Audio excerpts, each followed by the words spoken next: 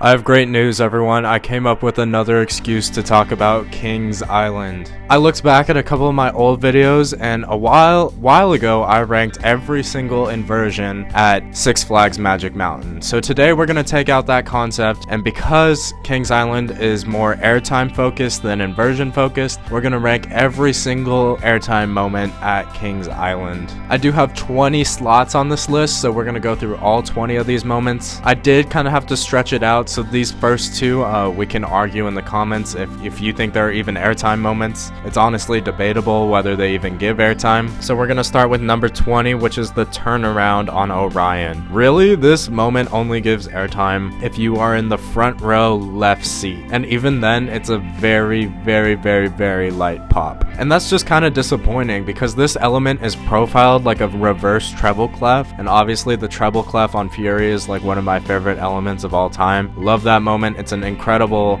moment of sideways airtime, and Orion just didn't have that. So it's kind of a shame they didn't duplicate the treble clef, but I think they tried to do that with number 19 on the list, which is the wave turn, also on Orion. I don't know what the plan was with B&M, but this seems to be profiled more like an overbank rather than a wave turn. Like if you ever get the chance to look at a wave turn from the side, like you can see where the profiling like pops out, where it's basically a sideways bunny hill on top of an airtime hill, and that's what gives you airtime. But if you look at the wave turn on Orion from the side, it obviously doesn't have that. It's built more like a traditional overbank, but like flattened out. So for that reason, it is pretty disappointing. Like even with all that speed, is it an airtime moment? In my opinion, no, not really, but I wanted to stretch this out to 20 spots because that's an even number. And I've heard some people describe this moment as having airtime. From my experience, it's just not there. And that's really my biggest criticism of Orion.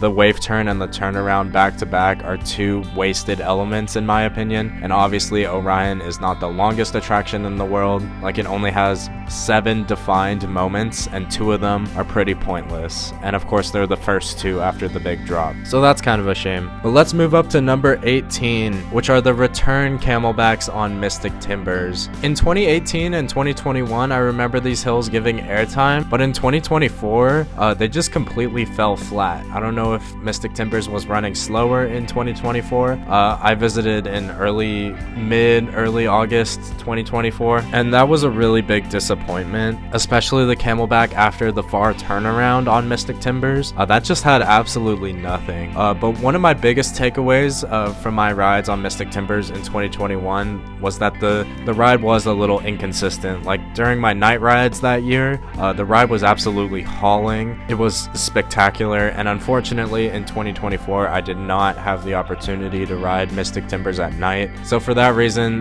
these camelbacks are down here at number 18. Also, side note, Mystic Timbers has so many like small pops of airtime that I just didn't have it in me to rank them up individually. So they are combined. So similar moments on Mystic Timbers are going to be combined on this list. When you compare Mystic Timbers to Orion, like Orion has clearly defined elements where it has a valley, a crest, and then a valley again. While Mystic Timbers is a lot of up, down, up, down, up, down, you know? Number 17, we're moving up to the only entry on this list from the Racer, which are the first 2 speed hills at number 17. These are really fun moments of airtime. They're right after the first drop, so you have awesome speed going over them, and you get sweet pops of airtime. Even though Racer is like an out and back layout, I would say that these are the only 2 moments that actually give like solid, consistent airtime. Like I've never ridden the Racer at night because I prioritize the other famous night rides at Kings Island over the Racer. Maybe I'll be able to do it one day, but time at Kings Island is very valuable for me because I love that park a lot and I don't get to go there that often. But we're moving up to number 16, which is the 4th camelback on Diamondback. This is one of the smallest camelbacks on the attraction. It does hit in the front and the back, but the downside about this element is that if you ride in the middle, it's kind of a dead spot. So that's a shame, but I rank coasters based on the best experience that they offer. So for that reason, it's still a really fun moment in the back row. I also really like that you're coming up out of the terrain to come into the element, but you don't go all the way down coming out of it. So in the back, the airtime isn't as sustained as other moments on Diamondback, which we're going to dig into later. Speaking of which, number 15 is the camelback right after that. It's the 5th camelback on Diamondback. I just thought this one was a little better, like especially in the middle rows, you get more airtime. I feel like the profiling might be a little stronger to optimize airtime, but it's very, very similar to the hill right before it, obviously. But number 14 is going to be the drop off the mid-course before both of those elements on Diamondback. So this is really, really fun. Obviously, this is a back row airtime moment because you get pulled down the thing. As I alluded to earlier, this element dives into like a valley, so you go much further down than the camelback right after that because you go below ground level, and then the pullout of the valley in between the two camelbacks that we just discussed is higher off the ground. So that means that this airtime moment is longer, steeper, more sustained, and overall just better. It's a really solid moment on Diamondback. For number 13, we're going back to Mystic Timbers for the return trip twisted airtime pops. These are various airtime moments. They're not very sustained, but they're really fun. Plus, you gotta respect the amount of laterals. Like, this video is full of airtime moments, obviously, and Mystic Timbers is the best coaster in the park of combining airtime and laterals, which diversifies the airtime, which is really, really good. Lateral airtime is an awesome sensation. It's really cool getting pushed to the side while you're out of your seat, and GCI is really, really good at that. Mystic Timbers is a prime example of this. So these are really fun moments on the return section. But once again, because it's Mystic Timbers, a lot of these elements are pretty similar.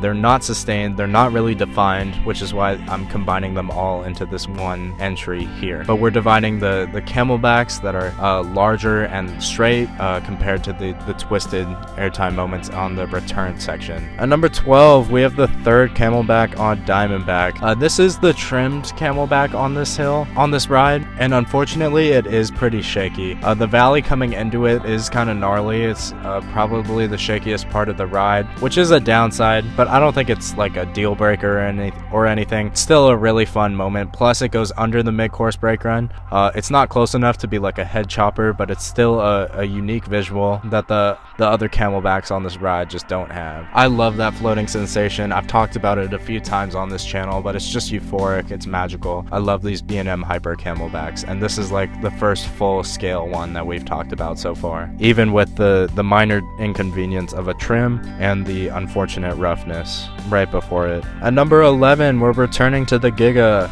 We're going to Orion's camelback. This is also a trimmed hill.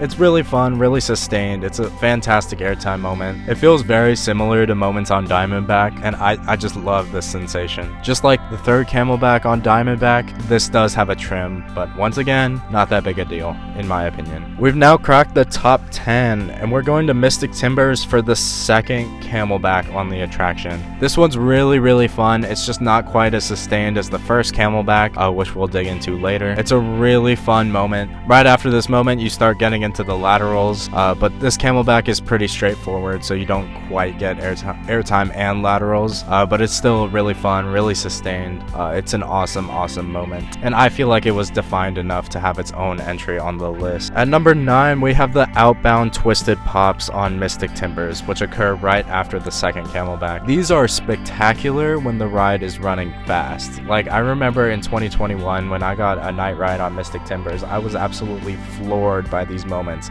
because you get chucked out of your seat and then shoved to the side. Just again and again, it was spectacular. During my August rides in 2024, I just don't think it reached those levels. So I know that these hills have like insane potential, but it just doesn't run consistent enough to rank higher. So if you go off like the best that it could possibly be, then I completely understand if you would want to move these moments higher up. And this is a prime example of Mystic Timbers kind of repeating itself. Like, it kind of does the same motion back to back. So it's like 4 separate airtime moments. Like, you crest up into an airtime pop, you turn, you crest down, which also gives airtime, and then you repeat that same motion. So up, airtime, down, airtime. I guess you should say up, airtime, turn, airtime down, you know? It's just rapid fire, and it's awesome when the ride is hauling. And I prefer prefer these moments towards the back. That goes for every airtime moment on Mystic Timbers, and honestly every airtime moment on this list. I am a backseat rider. But finally, we're gonna wrap up Mystic Timbers with number 8 on the list, which is my favorite airtime moment on the ride, which is the first camelback. This is the most sustained. It's really fun. It like takes you over the body of water, which is really cool. You just completely fly over it. So it's so much fun, very sustained, really powerful, and I would make the argument that this is the most consistent part of Mystic Timbers. So it's just a spectacular moment of airtime.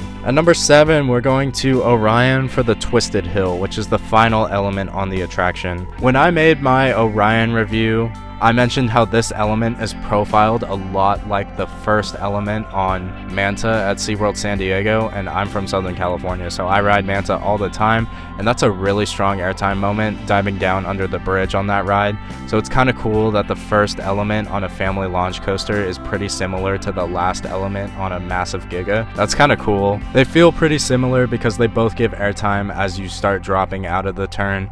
It's really, really fun. It's much, much better than the turnaround on Orion, and it's kind of sad because this element is like less than half of the size, maybe even a quarter of the size, but it's a really fun airtime moment, and because you're coming out of the turn, it has unique profiling, so it differentiates itself from other airtime moments on the ride and in the park. It's a really fun moment. And number 6, we have the most underrated airtime moment I think I've ever experienced. It's the splashdown drop on Diamondback. In the back row, this is a really, really strong moment. Obviously, it's not that sustained, but it's just really powerful. You get pulled down that thing. I don't know how or why. The profiling doesn't look that special, but in the back row, you just go flying out of your seat before you land in the splashdown, and I love the splashdown on Diamondback, especially in the back row. You can reach back and just get your arms soaked. So that's really, really fun. I always have to do that when I'm in the back row. I gotta reach back, at least on one of my rides, and try to touch the water. So it's really fun. This is an incredible airtime moment, and it's an awesome finale for my favorite roller coaster I have ever ridden. I love Diamondback. Going up to number 5, from the last element to the first element, we're going to the drop on Diamondback.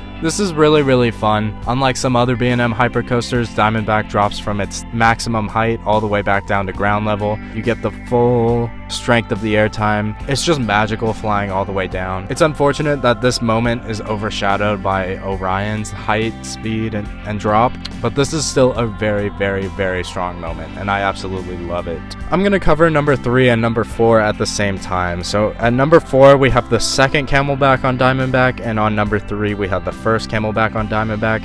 These two elements feel very similar, obviously. The first one's just more sustained, and I feel like because it's the first camelback on the attraction, it's kind of shocking just how powerful the airtime is on Diamondback. So obviously the first time you feel it is the most impactful. So that's really, really cool. Just like most B&M hypers on Diamondback, if you're in the back, you start floating out of your seat right before you crest the hill, and then as you crest the hill, the power of the airtime just goes through the roof, so you start flying out of your seat, and as you drop all the way back down, and you land back in your seat when the train starts to valley. In the front, you start floating up about halfway to the crest, and then as you approach the crest, the airtime gets stronger and stronger until it kind of dies out after you pass the crest of the hill.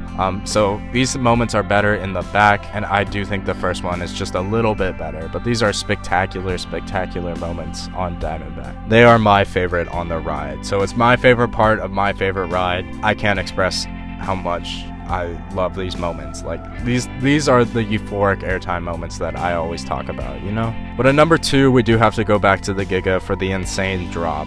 It's absolutely wild how sustained it is. You just fly out of your seat for what feels like an eternity. You just keep falling and falling.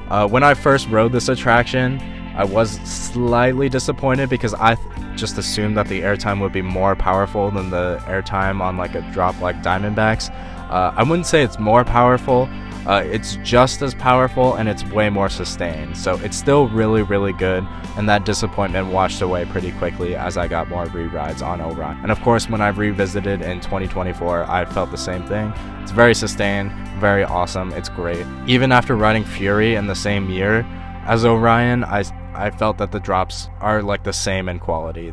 They're just spectacular moments of airtime. You can't beat a Giga drop. It's just spectacular stuff. In the front row, you get the sense of speed.